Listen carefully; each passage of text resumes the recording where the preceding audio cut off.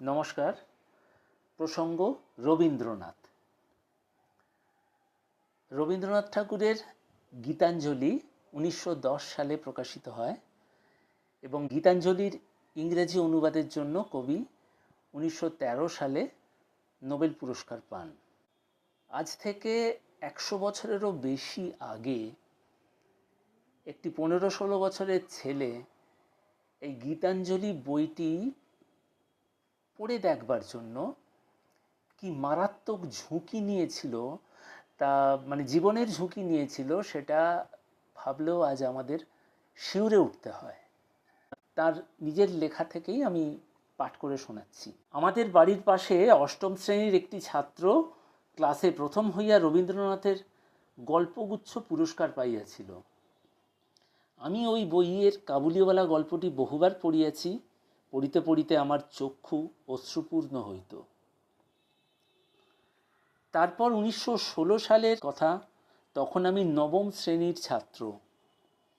আমাদের গ্রাম হইতে 6-7 মাইল দূরে সোনাতলা গ্রামের মতিলাল কুণ্ডু গীতাঞ্জলি কিনিয়াছে এই খবর পাইয়া একদিন বিকালে স্কুলের ছুটির পর সেই গ্রামে যাইবার উদ্দেশ্যে রওনা হইলাম। একটা কথা, সেই সময় কিন্তু বই এত সহজলভ্য ছিল না। আর তার চেয়ে বড় কথা, যে জায়গায় ঘটনাটি ঘটছে সেটা তৎকালীন পূর্ববঙ্গের পাবনা জেলার শাহজাদপুর গ্রাম। সেখানে দেখুন, একটি ছেলে 1916 সালে ক্লাস 9-এ পড়ে, 15-16 বছর বয়স।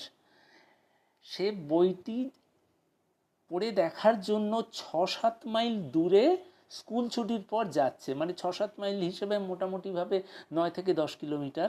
তারপরের লাইনটা আছে, মাইল 3 যাবার পর বাঘাবাড়ির দক্ষিণ দিকে ধলাই নদীর খেয়াঘাটে উত্তীর্ণ হইলাম। সন্ধ্যা উত্তীর্ণ হইয়া গিয়াছিল। মাইল 3 অর্ধেক রাস্তা চলে গেছেন, তখনই সন্ধ্যা পেরিয়ে গেছে, অন্ধকার শুরু হয়েছে। শেষ খেয়ার নৌকা আসিল। শাহজাদপুর মতিলাল ঘোষের কয়েকজন দুগ্ধবাহক বাথান হইতে নিয়ে আসা দুগ্ধের বাঁক নৌকা হইতে নামাইল। এরপর একমাত্র আমি নৌকায় উঠিলাম। প্রশস্ত নদী পার হইতে বেশ দেরি হইল। তখন ঘন অন্ধকারে চারিদিক ছাইয়া গিয়াছে। 1916 সাল।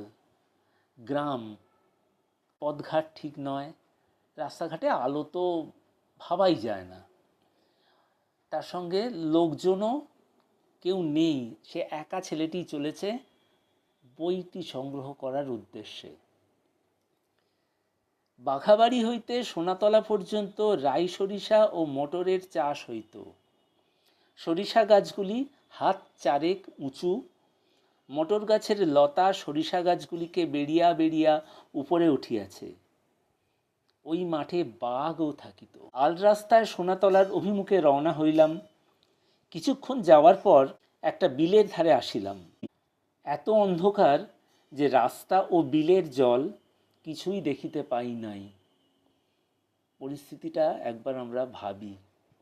অন্ধকার, কিছুই দেখা যাচ্ছে না, দুদিকে জঙ্গল, আল রাস্তা, এমনকি কোনখানে কাদা, কোনখানে মাটি, কোনখানে জল, সেটাও ভালো করে বোঝা যাচ্ছে না।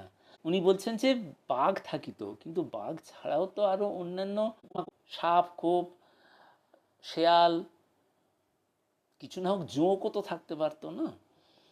সেই রিস্ক নিয়ে ছেলেটি চলেছে। বিলের কাদায় হঠাৎ হাঁটু পর্যন্ত ডুবিয়া গেল। তারপর বিলটি বোধহয় 4-5 বার পরিক্রমা করিয়া নিতান্তই আন্দাজ করিয়া দুই ধারে ঘন বাঁশঝাড়ের ভিতর দিয়া এক বন্ধুর বাড়িতে পৌঁছাইলাম। বাড়ির লোকজন ঘুমাইয়া পড়িয়াছিল। ডাকাডাকির পর বন্ধু উঠিল। রাত তখন 12টা। উনি যখন ছেলেটি যখন ঘাটে নেমেছে তখন অন্ধকার হয়ে এসছে, সন্ধে পেরিয়ে গেছে বলছেন। তার সেখান থেকে ধরে নিতে পারি তখন 6টা বাজে কি 6:30 এরকম একটা সময় হবে। তারপর থেকে 6 ঘন্টা ওই জঙ্গলের মধ্যে দিয়ে ঘুরে বেরিয়েছে। তখনই তাহার সহিত 10-15 মিনিট হাঁটিয়া মতিলালের বাড়ি গেলাম। রাত 12টার সময়। অনেক ডাকাডাকি করিয়াও মতিলালের ও তাহার বাড়ির কাহারও ঘুম ভাঙানো গেল না।